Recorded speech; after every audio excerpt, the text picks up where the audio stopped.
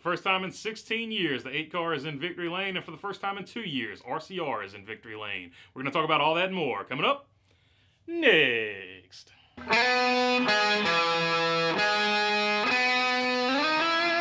What is going on, everybody? Hope you are doing good on this 4th of July Monday. All right, Tyler Reddick finally punches that win ticket, his first win of his career, and he does it by holding off Chase Elliott. No small task, especially on a road course. But let's not even make bones about it. Everybody was waiting for the shoe to drop. We saw it just as recently as Bristol. Tyler Reddick has been snake bit. He has had all kinds of bad luck to not get that first win. Obviously, the Bristol race, when Chase Briscoe threw that crazy slider and took him out from what was almost a guaranteed victory. And even this race, when Austin Dillon blew up that brake caliper or rotor or whatever it was, everybody was like, oh my goodness, is it going to happen again? Or is it going to be a restart? Is somebody going to get him on the restart? But fortunately, Austin Dillon, teammate of the year, got that car off of the racetrack, and it continued to go green, and Tyler Reddick gets his first NASCAR win. That was, of course, after a pep talk from Richard Childress, where Richard Childress told him they had not lived up to expectations this season, any of his teams, and so he lit a little fire up under him and said they need to produce the results of the speed that these cars have had, and well, after that pep talk, they get the win. So good win for them. Like I said, 2 years since RCR has been in victory lane. The last win, of course, 2020 Texas, where Austin Dillon made the playoffs that year and made some noise. Hopefully, Tyler Reddick can get into the playoffs and make some noise here. And also, like I said, 16 years since the 8 car, previously driven by Dale Jr. Last time they went, I think, was Richmond in 2020. So 16 years since the 8 car has been in victory lane, and I did not know that personally. I saw that on Twitter from the Iceberg. So check him out. Check his YouTube channel out if you have not yet. But yeah, so good win for them. Let's take a look at who had a good race and bad race.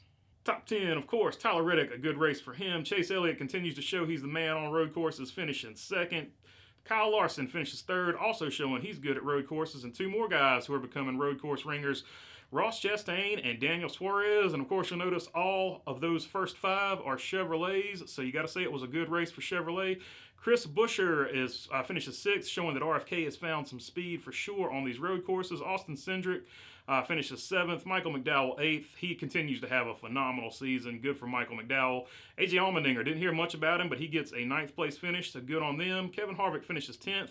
Continues to be just super consistent this season, but they've got to find some speed and get a win if they want to make these playoffs. Ryan Blaney continues to have a phenomenal season. 2nd place in traditional points. He finishes 11th and gets a stage win. Alex Bowman finishes 12th. Martin Truex is 13th, first of the Toyotas. Chase Briscoe 14th. And Cole Custer possibly getting some positive momentum with a 15th place finish.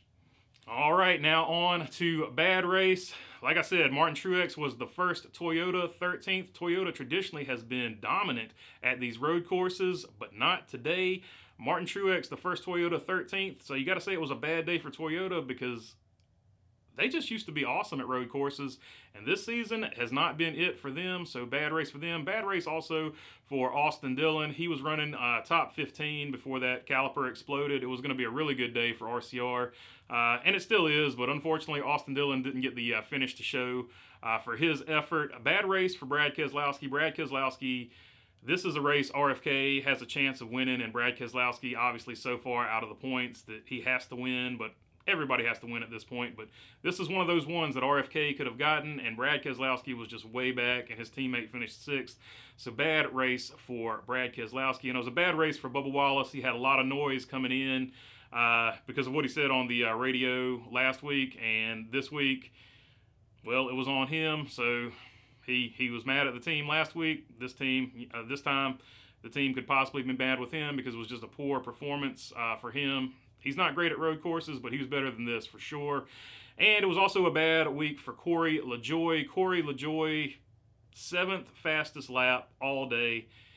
Probably would have had a really good run. Probably would have had a top 10 run. Unfortunately, the rack and pinion steering broke at the beginning of the race, and it cost him 6 laps. He did get one of those laps back to finish only 5 laps down, but super bummer day for Corey LaJoie. Had a fast car, but nothing to show for it. All right, now we have had 18 races and we have had 13 different winners. So with only 3 spots remaining to get into the playoffs for people in points, And with 8 races remaining, 2 of which being road courses, which we have had new winners. People that have never won before have won all of the road courses so far this season, and the other 2 are super speedways where anything can happen. Those 3 spots, you've got to think, are not safe. Even if you're Ryan Blaney, 112 points to the good, second place in traditional points, you still can't feel good about it because, like I said, with 8 races left, anything can happen.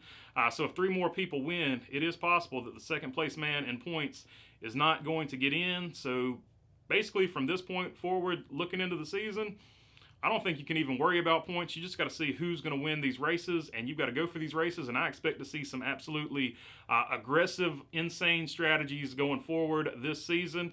But yeah, that is all I've got for you today. If you like the content, feel free to subscribe down below. If you got a comment or question, leave it down in the comment or question section. And other than that, thanks for your time. Peace.